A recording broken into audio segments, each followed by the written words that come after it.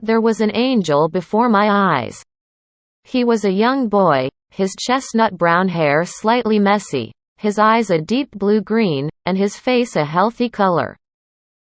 So this is me. I had found an old hand mirror on a tool shelf in a corner of the temple. Eager for the chance to observe my own appearance, I stretched up and grabbed it with both hands. I found that I was cuter than I expected. Upon further thought, it probably shouldn't have been surprising that I was cuter than most people, given that I was a kid. Everyone is 100% cuter during their childhood years. Even tough-looking bearded men are adorable little things when you look through their childhood photo albums. Yeah. I gently put the mirror back. I clenched my hand, then opened it. Clenched it again, then opened it. A tiny, soft, puffy hand. My hand. A year and some months had passed. To my surprise, after the day I accepted my current name and body as my own, the feeling that my body wasn't working as it should quickly resolved itself. Memories of how to control my body from before my death faded. Now, it was these tiny limbs that I recognized as mine. My mind and body were operating in unison. It hadn't taken me long to learn to totter about, and I was even able to speak, albeit in a faltering manner. I had devoted the past year to practicing walking constantly, and learning words and their pronunciations by talking to Mary and the others. I still fell flat on my face from time to time, though. Probably because of how large my head was in proportion to my tiny body. It might also have had something to do with my field of view, sense of balance, and muscles being undeveloped. As an additional complaint, I still had a low threshold of pain. As you might imagine, I cried my eyes out every time I fell over. But I was making progress, little by little. Progress expected of a toddler, perhaps, but progress was progress all the same. I had at least grown from the phase of crawling and crying to someone who could have attended kindergarten or nursery school. So, I thought it was time to try my hand at the next challenge. I had decided to live in this world. I wanted a body I could feel proud of, and I wanted to study and learn, one thing at a time. And so, first on the list was, you say you want to learn to read? We were in one of the many smaller rooms that lay deep within the temple. It featured stonework walls, a small wooden chair and writing desk, and even a comfy-looking bed set into an alcove in the wall. A crotchety old man with piercing eyes and a hooked nose was before me, arms crossed and stroking his jaw. His vaporous body, covered by a loose robe, was half-transparent and had no substance to it. I guess you'd call him a specter? A spirit, as they say. You know, a ghost. Yeah. Please, Gus. His name was Augustus, technically, but Mary and everyone else shortened it. At the moment, I was asking him to teach me how to read. To be honest, there were plenty of more important things I wanted to ask him about. This world, for instance, or my strange memories. But any question a young child like myself could have posed would inevitably have been met with an equally primitive response, using a crude vocabulary. Would anyone launch into an explanation of astronomy, physics, and the theory of nuclear fusion after a child asked, "Why does the sun shine?" Not usually. Your answer would be something like, "Mr. Sun is doing his best to give us all light and keep us warm." I had actually tried asking them a few quick questions about the world, but they all got brushed off. It was still too early for those questions. That talk would have to come after I built up a certain amount of academic knowledge, and after I managed to get the others to see me as someone who could hold a conversation at that level. Reading. I'll be blunt. If it doesn't earn me coin, I'm not a bit interested. You're too young for it anyway, kid. But I wanna understand. Too young. Shoo. He waved a hand at me lazily. Unlike Mary the mummy, who looked after me at every opportunity, and Blood the skeleton, who spent plenty of time with me, the ghost called Gus treated me with indifference. He thought nothing of snubbing me, and if I asked anything of him, he would often irritably turn me down. He was obstinate and sometimes arrogant, and usually hard to approach. But for all his flaws, there was no doubt in my mind that he was the most intelligent of the three. From his diction to his turns of phrase, I sensed that he was quite educated. But I wanna understand. I heard you the first time. Come on. I wanna understand. Please. I pitched a fit, like the child I was. When was the last time I had pleaded with a parental figure like this? For old time's sake, I started having a little fun with it. Please. Please, please, please. Come on, Gus. Pretty please? I felt like such a kid. The age of my body was probably holding back my mental state. That made sense, come to think of it. My brain was a child's, too.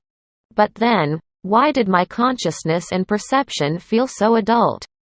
Sensing that too much deep thought about this would leave me lost in the maze comprised by my brain, mind, and soul, I decided not to go into that, and just whine some more instead. By the gods. Alright, fine. After muttering something about kids, Gus sighed and looked at me. You're a real piece of work. So you want to learn to read? Yeah. I didn't really understand this world's writing. Well, then, first things first. Gus extended a hand toward the bookshelf against the wall, and a single book floated toward him. Psychokinesis? Well, ghosts were a thing, so sure, why not? The paranormal had completely ceased to surprise me recently. You'd better learn the letters. He had opened the book to a list of letters which resembled an alphabet. But. No, those are okay. Okay? What's okay? I can read those already. I understood this part. I had been living in this temple for more than a year now, surrounded by reliefs, looking at the pictures and text engraved in them as I listened to everyone talk. Comparing the frequency of the different sounds in speech to the frequency of the letters in the texts had given me a basic understanding. The pronunciation of E was the most frequent, followed by A and T, so I started with those and the rest quickly followed. So, I could already read these. Excuse me? Gus gawked at me. I can already read them. What's this say? It says, the vibrant petals of a fragrant flower, carried on the wind. The world, like my life, is ever-changing. Right? Easy peasy. Did Blood or Mary teach you that? No. I listened to everyone talking, looked at the letters, and figured it out myself. Life in the temple was not very stimulating, and there was a limit to how much moving around my juvenile body could handle. I had endless time to think, so I had been spending it on this, using it like a puzzle to stave off boredom. Will. For a while, Gus seemed to be deep in thought, and then he directed a question at me in a serious tone. What is it that you're trying to understand, then? The nice-looking complicated ones on the gods and stuff. From what I'd deciphered from the inscriptions in various parts of the temple, this world's letters were an alphabet of phonograms. However, on the gods' reliefs and other, similar places, complex pictographic characters suddenly appeared. Those were the ones I didn't understand. What were they, and how was I supposed to read them? Or were they simply there for decoration? Ah, the words of creation. They're used in the ancient magics. Creation. Magic. Now we're talking creation and magic, huh? Where do I begin? The beginning. I replied. Too much was better than too little. I was blessed with a pretty good memory. And anyway, if I couldn't remember everything, I could just ask again, as many times as I needed. Get comfortable, then. This is going to take a while. We start long, long ago, longer than you can imagine, when the world was just beginning. Back then, the world was still a thick, boiling pot of chaos, where the great mana swirled with heat, and was unable to hold a form. I didn't expect him to begin with the creation. We're starting there? We're starting there. He was dead serious. In the chaos, the first god appeared from a place known to no one, and God said, "Let there be earth," and mana solidified at God's feet, and became the earth.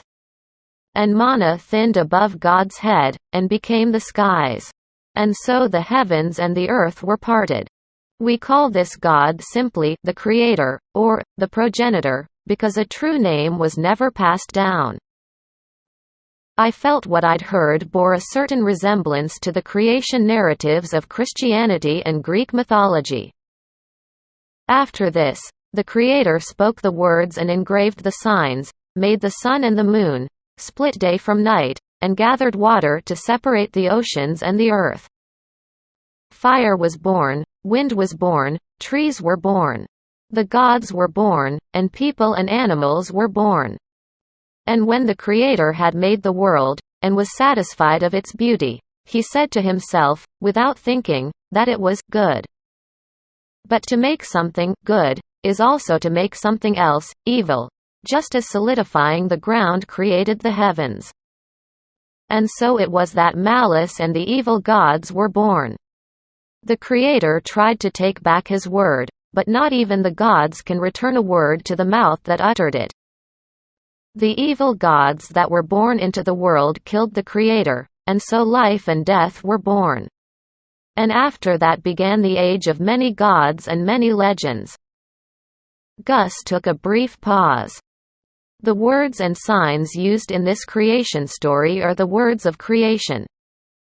He finished. Ah, so that was how it all linked up. So they're the words that made the world? That's right. These words and signs. Well, let's call them letters. Words and letters have power. Power. Power, huh? What can they do? Let me see. Gus's finger danced in the air. A mysterious phosphorescence dwelt in his fingertip and left behind a trail as it moved, drawing two flowing and complex pictographs in mid-air. His finger slowed, and carefully, deliberately, added the second symbol's final dot. Whoa! I scrambled backwards. The letters drawn in mid-air had suddenly become a leaping flame that burned a brilliant red. The flame hung in mid-air, and I could feel its heat. It was real fire. Enough for a demonstration, I hope? Gus muttered one or two melodic, rhythmic verses under his breath. The burning flame vanished entirely, as if it had all been nothing but an illusion. I stared, enchanted. It was magic. Not some trick. Real magic. This world had magic in it. Amazing. Amazing. I was genuinely excited by what I had just been shown. You might ask, what's the big deal after ghosts, mummies, and reanimated skeletons? But I would argue that a proper magic system is an entirely different thing than horror and supernatural elements. Was that clear to you? Drawing the pictographs for Ignis defines fire to exist in that place, and the air will instantly burst into flame. If you speak the word of erasure for extinguishing fire, the flames will vanish. This is what I mean by the words of creation, and what is most commonly referred to as magic. What came to mind then was not magic, as I knew it from computer games, but from your more old-fashioned fantasy novels. Not simply another skill to be casually fired off if you had enough points to expend, but one of the world's most ancient secrets, never to be handled without careful forethought. That was the atmosphere this hook-nosed old ghost evoked in this dimly lit stone room as he spoke with pride about mysterious powers. It's important to understand that the words of creation are inconvenient things. their power as a hindrance to both writing and speech. It was the creator's own use of the words that led to the evil gods which took the creator's life. Yeah, no kidding. Even taking notes would be a risky endeavor if the paper could burn up in an instant just by writing fire. That would be inconvenient in the extreme, and would have to be an obstruction to the advance of civilization. It would even have to get in the way of ordinary people's daily lives. In consideration of this, the one-eyed god of knowledge and light selected 20 consonants and 5 vowels, in order that the words of creation should not exert their power. He simplified the characters and their pronunciations, and created the corrupted language we call the common tongue. Got it. To draw an analogy with Japanese, the words of creation would be the complex kanji characters. Writing the kanji carelessly was dangerous, and could cause fire to erupt and things to explode. To avoid this, a wise god simplified the characters, and made the other Japanese character set, the kana, which represent sounds. There was a difference in that the common tongue used phonemic characters, not syllabic ones. It was more like an alphabet than the kana, really. In any case, I now understood that those characters were not from an entirely different language family, and had not just been thrown in for symbolic purposes. They belonged to the same language, similar to the way Japanese was a mix of kanji and kana. What you were reading was the common tongue, and what you could not read were the words of creation, written in the signs of the gods, and used for the great magics of ancient times. The ones engraved around the temple were written so as not to activate. Some struck through, others intentionally mistaken in places, and yet others incorporated into elaborate designs. I see. If corrupting the symbols prevented them from activating, then it made sense that you could engrave them in a form just wrong enough to still be able to identify the original. I wondered why they needed to go so far to record the words of creation, but the more I listened, the more I felt like I understood.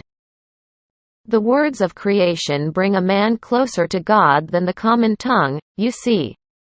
It stands to reason that the words should be engraved in a temple for revering God and praying to God. Do you understand this?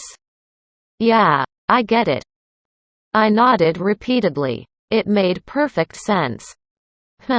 Alright, well, how about this? Do you know why the words carry such power to begin with? Gus posed the question with a grin on his face. So what Gus was trying to make me think about here was, why we think a stool is a stool, right? I asked. I had the feeling I'd read about it somewhere. It was something I had heard even in my previous world, in a place where they had talked about perceptions, representations, and concepts. Basically, when we look at a four-legged wooden stool, no matter what color it is, or what wood it's made of, we think, this is a stool. We think that even about stools that aren't, on the whole, identical. Inside our heads, we categorize it by sticking a stool label on it. We don't normally perceive it as 4 legs and a board, nor do we think table, even though a table has 4 legs and a board. Moreover, if we see a person sitting on a stool, we don't think a combination of wood and a human. We perceive it as a stool and a human. Of course, it is possible to see the stool as 4 legs and a board, instead, if we deliberately try to look at it differently, or even as a mass of wood fibers. We're also capable of distinguishing this stool and that stool, telling apart different things in the same category. In any case, what it boils down to is that we affix these labels we call words to things. That lets us categorize this chaotic world, conceptualize it, and break it into parts to make perception easier. It wouldn't be possible for us to survive without that ability. Language is the power that separates the world from indistinct chaos, just as it was in the creation myth I'd just heard. It was time for me to sum up my rambling thoughts. It's because words are what separate parts of the world and set out the way it is, I said. Gus seemed greatly surprised by my answer. His eyes were opened wide, and his mouth flapped open and closed. If you like it, please support me. Please subscribe to our channel and give us a high rating.